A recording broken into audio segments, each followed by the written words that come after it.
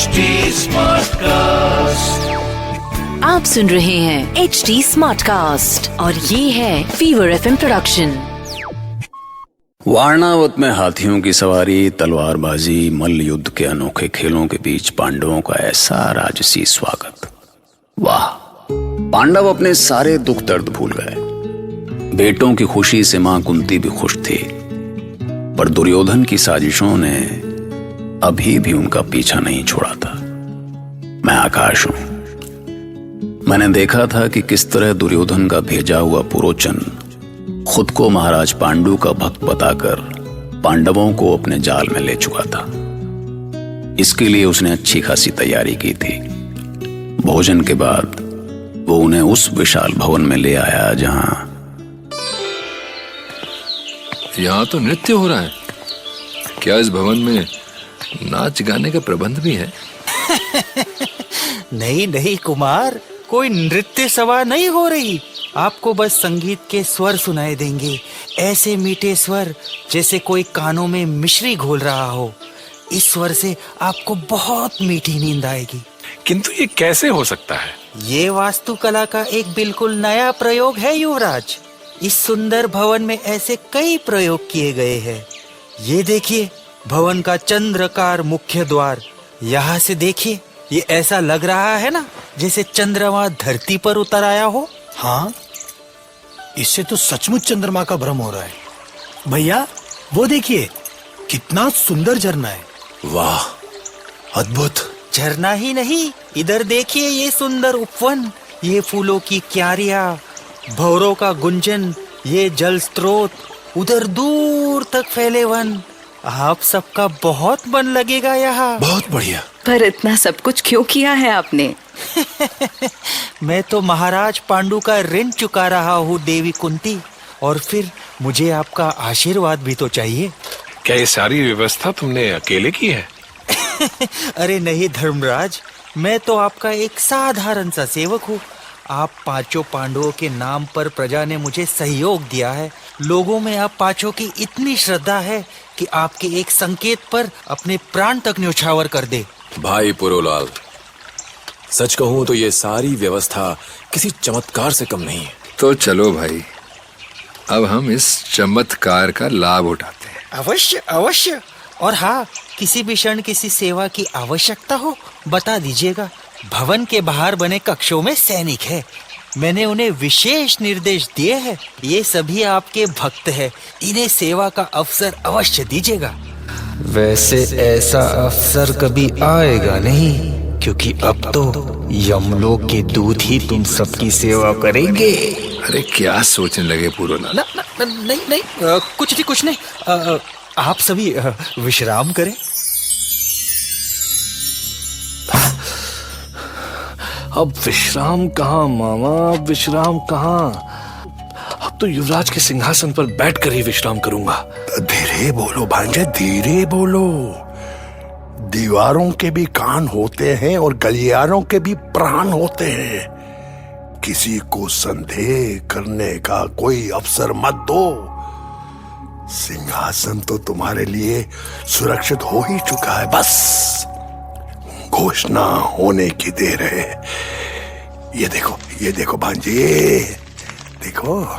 हाँ, सिंहासन का चित्र। वाह, तुम्हारे राज सिंहासन का चित्र है भांजे। जब तक तुम्हें सचमुच ये सिंहासन नहीं मिल जाता, तब तक अपने सपनों को कामना की अग्नि में तपाते रहो। क्योंकि जब कामना की अग्नि में तपते हैं, तभी तो सपने पकते हैं। अब तो मुझे भी लगने लगा है मामा कि मेरा स्वप्न एक न एक दिन अवश्य पूरा होगा। निस्संदेह भांजे, निस्संदेह। बस इतना ध्यान रहे कि किसी और के मन में संदेह का बीज न पड़ जाए। इधर दुर्योधन सिंहासन के सपनों में खोया हुआ था और उधर इस सब से अनजान पांडव दिन भर आनंद मनाने के बाद गहरी नींद में सोए हुए थे। वो तो अच्छा हुआ कि भीम के खर्राटों से कुंती की नींद टूट गई।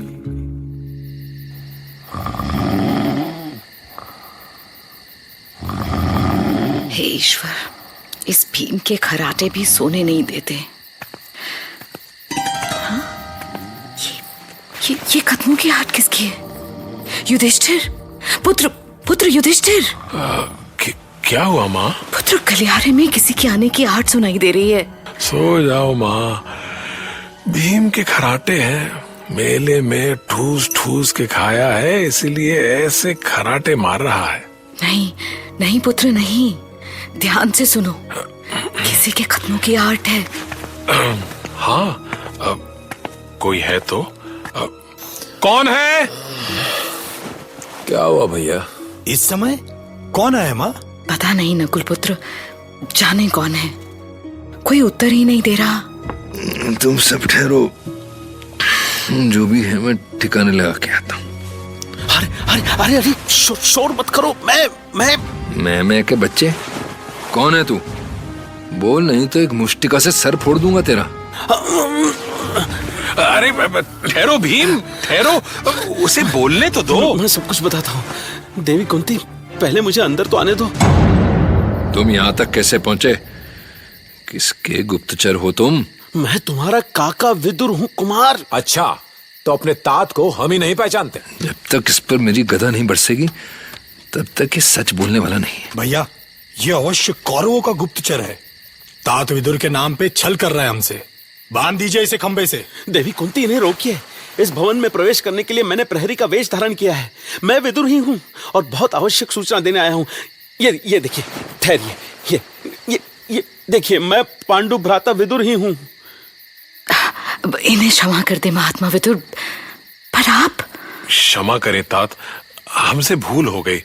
हम सोच भी नहीं सकते हैं कि आप यहाँ इस समय इस रूप में हमें मिलेंगे। पर ऐसा क्या हुआ जो आप? और द्वार पर प्रहरी हैं, उन्होंने रोका नहीं आपको? एक प्रहरी दूसरे प्रहरी को कैसे रोक सकता है देवी? मुझे रोकने वाला तो इस समय हस्तिनापुर में होगा। कौन? इस गुप्त मार्ग से पुरोचन के सिवा और कौन आ सकता है कुमार? ओह, क्या हुआ? उन्हें अग्नि की भेंट चढ़ा दिया ना? बस आपकी अनुमति चाहिए कुमार दुर्योधन। लाक्षागृह अग्नि की प्रतीक्षा कर रहा है। अनुमति तो मैं तुम्हें कब से दे चुका हूँ मूर्ख। अब तक तो तुम्हें उन पांडवों की राख लेकर आना चाहिए था पुरोचन। मैं उसके सारे प्रबंध कर चुका हूँ कुमार। वो उस भवन में चैन की नींद ले रहे हैं। अब तो बस चिता को अग्नि देना शेष है। उन्हें लाख के घर में राख होते देर नहीं लगेगी। तो जाओ, जितनी जल्दी हो सके भस्म कर दो उन्हें। ऐसा ना हो कि तुम यहाँ पहुंचे और वो वहां से निकल गए। असंभव है कुमार। अब इस लाक्षागृह से उनकी राख ही बाहर जाएगी। तो जाओ पुरोचन, और मुझे शीघ्र से शीघ्र शुभ सूचना दो। जाओ। किसकी प्रतीक्षा कर रहे हैं तात? कौन है यहाँ? कैसा गड्ढा है ये? धैर्य रखे कुमार, खनिक सुरंग का निर्माण कर रहे हैं। इसके रास्ते आप सुरक्षित यहाँ से बहुत दूर निकल जाएंगे। मैं अंदर जाके देखूं? बीच में मत बोलो भीम, पहले पूरी बात तो सुन लो। मुझे तो कहने में भी संकोच हो रहा है देवी कुंती। हम जो करने जा रहे हैं वो बहुत घृणित है। ऐसा क्या करने जा रहे हैं विदुर? आप बोले तो। मैं जानती हूँ कि आप जो भी कहेंगे हमारे भले के लिए ही कहेंगे। दुर्योधन और शकुनी आप सभी को मारने की योजना बना चुके हैं देवी। इसी के लिए उन्होंने इस भवन का निर्माण कराया है। उनका एक आदमी इस भवन को आग लगा देगा और वो प्रजा को यह बताएंगे कि दुर्घटना में पांडव जलकर मर गए। मुझे उसी समय कुछ संदेह हुआ था जब पुरोलाल हमें ये भवन दिखा रहा था। पुरोलाल नहीं, उसका नाम पुरोचन है। क्या कह रहे हैं आप? इतना बड़ा षड्यंत्र? हम तो इस वारणावत में आते ही नहीं, पर तात धृतराष्ट्र की इच्छा का सम्मान करते हुए हमें यहाँ आना पड़ा। ये क्या कर रहे हो भीमपुत्र? क्रोधित होने से संकट दूर नहीं होगा। धैर्य रखो। समय बहुत कम है कुमार, हमें कभी भी यहाँ से निकलना पड़ सकता है, क्योंकि इस भवन की बनावट ऐसी है कि एक बार इसमें आग लगी तो कोई भी यहाँ से जीवित नहीं निकल पाएगा। मैं उस पुरोलाल को जीवित नहीं छोड़ूंगा। शांत कुमार भीम, शांत। मेरे खनिक 2 रातों से चुपचाप इस सुरंग की खुदाई कर रहे हैं। आज रात किसी भी समय सुरंग पूरी हो जाएगी। वो भी मेरी ही तरह प्रहरी के वेश में है, उन्हें कोई नहीं पहचान पाएगा। बस आप सभी अपना ध्यान रखें। पुरोचन कभी भी इस भवन में आग लगा सकता है। ऐसी स्थिति में आपको इस गुफा मार्ग से निकलना होगा। यह गुफा आप सभी को सुरक्षित स्थान तक ले जाएगी। आप धन्य हैं विदुर, धन्य हैं आप। आपका ये ऋण मैं कभी नहीं चुका पाऊंगी। आप जैसे महात्माओं के कारण ही हमारे पुत्र अब तक जीवित हैं, वरना जाने क्या होता। पर अब हमने भी सोच लिया है महात्मा विदुर, हम अपने पुत्रों के लिए अंतिम सांस तक लड़ेंगे। ईश्वर को धन्यवाद दीजिए देवी कि मेरे गुप्तचर ने मुझे दुर्योधन की इस षड्यंत्र की सूचना समय पर दे दी, अन्यथा अनर्थ हो जाता। अच्छा, मैं जा रहा हूं। आप अपना और कुमारों का ध्यान रखें।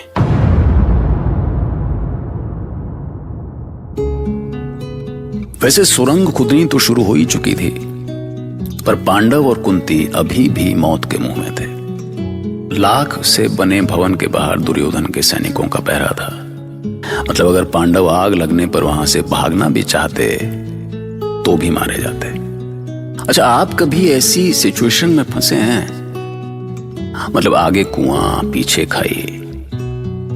पहाड़ों में एक कहावत है कि भालू के डर से पेड़ पे चढ़े और पेड़ पे देखा कि 9 भालू। सोचिए, महाभारत।